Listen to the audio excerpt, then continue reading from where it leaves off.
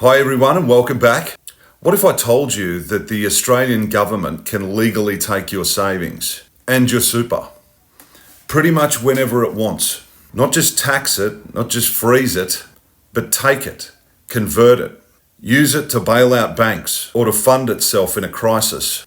And before you say that'd never happen, they've already passed the law in 2018, quietly, with no media coverage.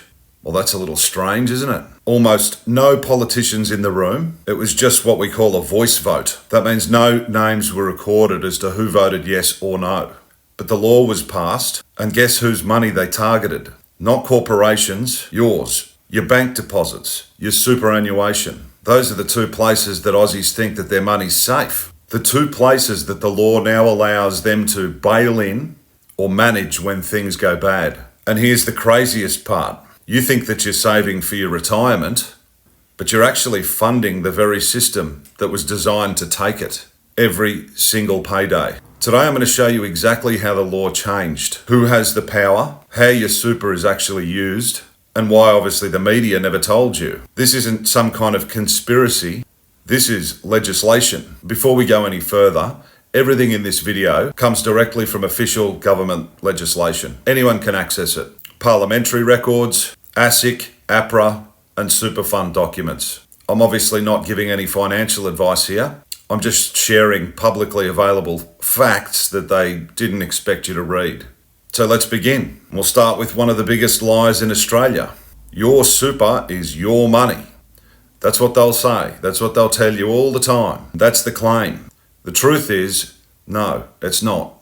When your boss pays you super, it doesn't go into an account that you control. It goes into a trust, and legally, you are not the owner. You're just a beneficiary. So who owns it? The super fund trustee. Who controls the trustee? APRA, a government regulator.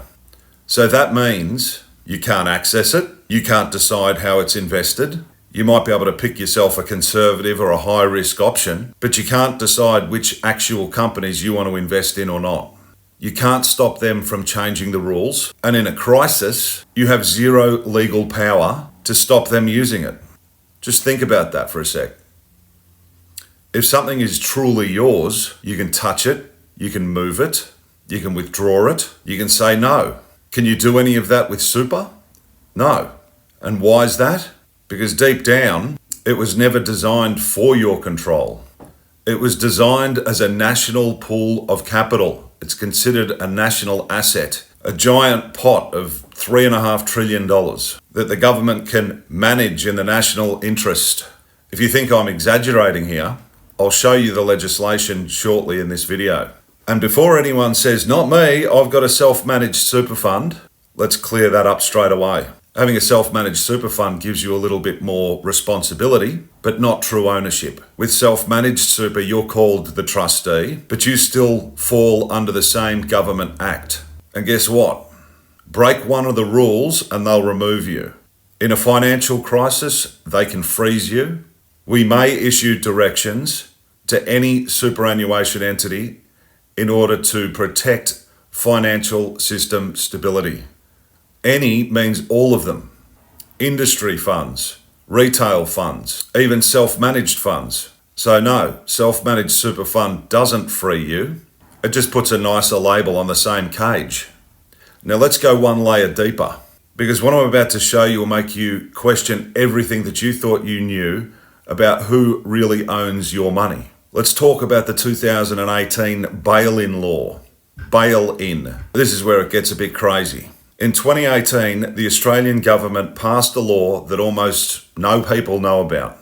No media coverage, almost no debate, just a handful of senators in the room, and it was passed with a voice vote. So there's no record of who said yes or no.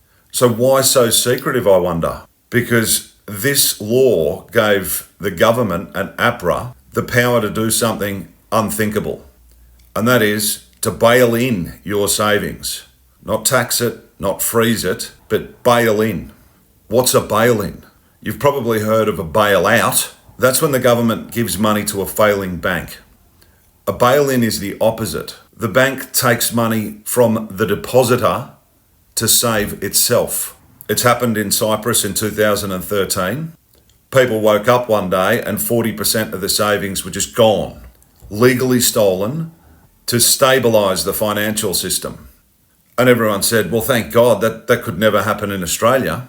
Well, in 2018, we made it legal here. And the law is called the Financial Sector Legislation Amendment, Crisis Resolution Powers and Other Measures Act of 2018. And buried deep inside this 600-odd page monster are the words convert and write off. Convert what? Well, funnily enough, they didn't say. They left it intentionally vague. Politicians were asked, does this include customer deposits? They said, oh no, it's only for special instruments. So then they responded and said, okay, put that in writing. Exclude customer deposits. And surprise, surprise, they refused. They could have protected your savings with one simple sentence, and they didn't. And the only reason that you don't know about this is because when it passed, not one major news outlet covered it. Not one. Why? Well, I wonder why. And this wasn't an accident. It was a blueprint. And guess what? It doesn't stop just with your bank account. Your superannuation can also be managed in a crisis. And the law for that was built on top of this one. Let's go there next. Because once you see how your super is actually set up, you'll understand why this 2018 law was just step one. Super was never designed for you. Now remember, the 2018 bail-in law was step one. And step two was your super. Most Aussies think that your super is a personal retirement account, but it's not. Legally, it's a national pool of capital. And how do we know that? Let's have a look at what the government's done with super over the last 10 years, especially after 2018. They made super compulsory. You have absolutely no choice but to hand over a chunk of every paycheck, 11, 12%. Now that's not saving, that's forced capital extraction. You can't access it, not even if you're drowning in debt, not even if your business collapses, not even if your house burns down. Why? Because guys, it's not legally yours. The trustee owns it. You're just a beneficiary. And who controls the trustee? APRA. APRA has the power to replace the board of your super fund, to merge your fund with another fund, to force your fund to invest where they want, and to block withdrawals in the national interest. And in a financial crisis, APRA may take control of a fund to ensure financial system stability. Not to protect your retirement, to protect the system. Your future is secondary to the system. 2020, the year 2020, the Your Future, Your Super law. It sounds nice, right? Wrong. This law gave the government the power to ban certain investments, force funds to follow government benchmarks, stop people from moving their money freely, and staple you to one fund so that you're stuck. What does that translate to? More control, less freedom. And do you know what the Treasurer said on record? He said superannuation is a $3 trillion national asset that must be aligned with national priorities. Not your priorities, their priorities. And what are those priorities? Bank stability, government funding, and yes, controlling the narrative. Because once they control your super, the next question is, where is all that money actually going? Who invests it? Who benefits from it? And what companies are you unknowingly keeping alive every single payday? And that is where things start to get really insane. Let's follow the money. We've exposed the laws, we've exposed the control. Now let's follow the money. Because this is where everything's going to click. Every time you get paid, 11%, 12% of your income is taken and sent to your super fund. So who actually invests it? Do you think one of the guys at your super fund in the office there picks a few ethical companies? No. Most super funds don't even manage your money themselves anyway. They hand it to the biggest asset managers on earth. Who are they? BlackRock, Vanguard, State Street. These three companies control $25 trillion worth of assets globally. They don't pick companies. They just buy everything. Every major bank, every major supermarket, every major pharmaceutical company. Love the pharmaceutical companies. Every major tech company, and of course, every major media outlet. Let me show you. Big banks, you fund them. CBA, Westpac, NAB, all heavily owned by super funds, which means you and me. BlackRock, Vanguard. Big supermarkets, you fund them. Coles, Woolies. Big Pharma, you fund them. Pfizer, Moderna, Johnson & Johnson. Big Tech, you fund them. Google, Meta, Amazon, Microsoft, Apple, and for the greatest one of all, big media. You don't just consume it by watching it. I know that a lot of people in my comments say that they don't watch the news. That's okay, that's great. But you pay for it to exist. News Corp, which has got the Herald Sun, the Australian, Sky, Daily Telegraph, that all falls under the News Corp banner. News Corp's owned by BlackRock, Vanguard, State Street, and Australian super funds. Nine Entertainment, that's Nine News, 60 Minutes, The Age, the Sunday Morning Herald, 3AW, 2GB. The top shareholders are Vanguard, State Street, Australian Super, Host Plus. You've got 7 West Media, that covers Channel 7, the West Australian, Sunrise, owned by 7 Group. Major stakes are held by BlackRock, Vanguard, and industry super funds. In the ABC and SBS, funded by government, and the government's funded by your taxes and your super. So let's be brutally honest. You think you're fighting the media? No, we're actually funding the media. You think you're anti-establishment? You're literally keeping the establishment alive. Not by choice, but by design. And here's the psychological trap. They make you hate the system. So you'll argue, complain, and try and wake people up, while your money keeps the system running. It's genius. Look, it's evil, but it's genius. And this is why the media never told you about the 2018 bail-in law, about how APRA controls your super, about the government's right to manage your retirement, about the fact that your super props up the same corporations that censor you. Because if you knew, you'd realise something terrifying. You are the fuel. You are the liquidity. You are the shareholder. You are the system. And without you, the whole thing collapses. And guess what? They know it. The next part I want to talk about how they keep us compliant. Because all of this would fall apart unless they controlled one more thing, and that is your mind. Let's talk about obedience, fear, and how language is used to keep you quiet while they use your own money against you. I think we're at a point in the world right now where everyone's shit scared to say anything because they're worried that the cops are going to come around and arrest them, because that's the kind of world that we're living in at the moment. Perfect. So by this point, you're probably thinking, this is insane. How does the system actually get away with this? And here's the answer. Money builds the system, but it's psychology that actually protects it.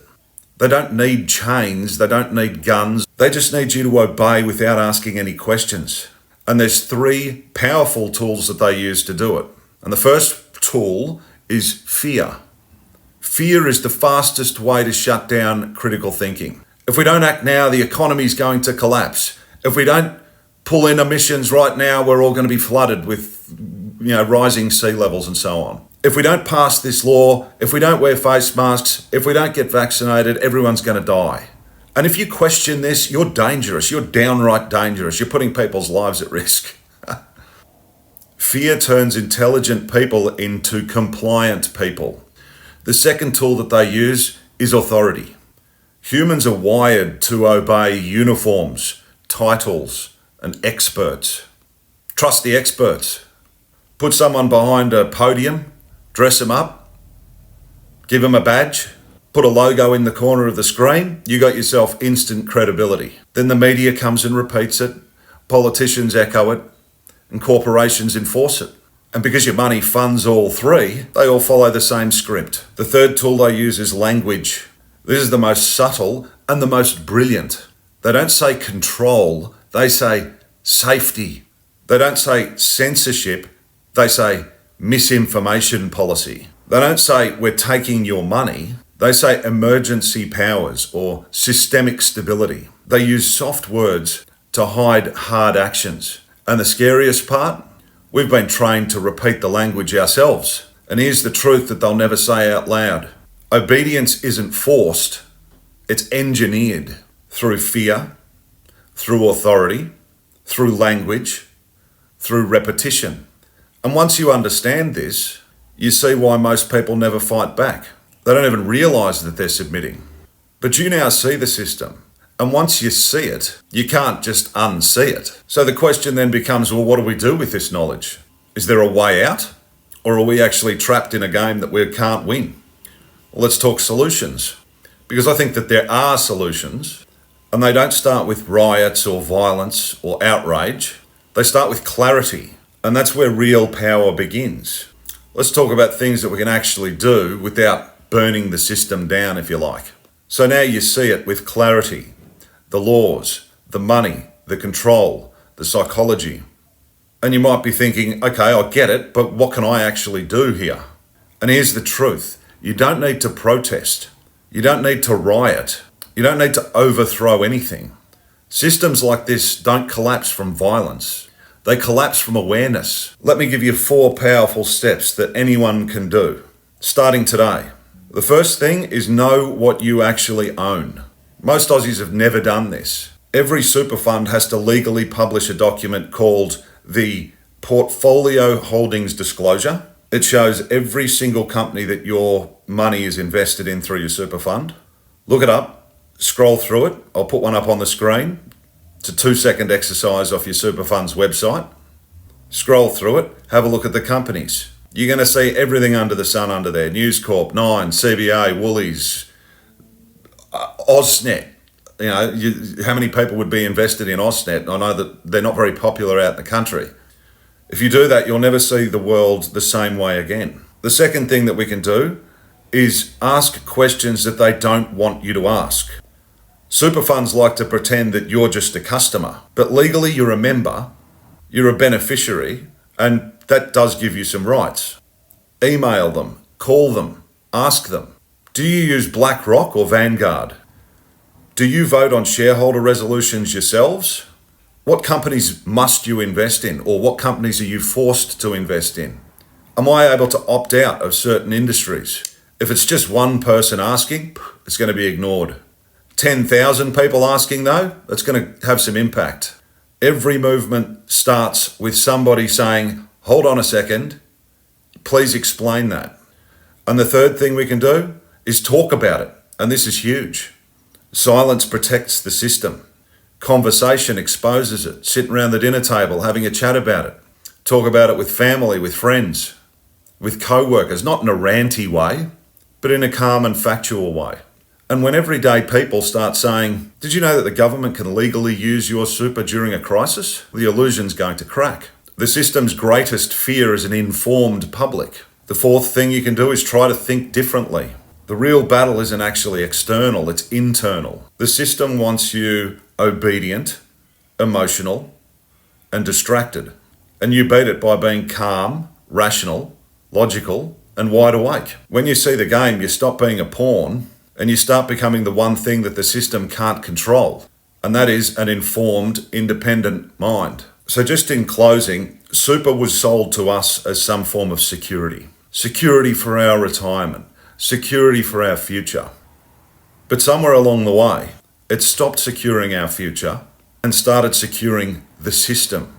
And the craziest part is that we've been funding it the whole time, without knowing, without consenting, every single payday. Now you do know. And once you see the mechanism, you can't just unsee it. You're not going to fall for the language. You're not going to swallow the spin. And you're not going to be easily controlled. Because truth doesn't just set you free, it makes you unmanageable. Hey, if this opened your eyes, if you found some value in the video, make sure you hit like, subscribe, chuck a comment down below. I'd love to hear your thoughts. I love reading through the comments. Share it with someone who you think still trusts the system and loves the system. Get them to have a watch. Because we're only just getting started here at the moment. I look forward to seeing you in the next video.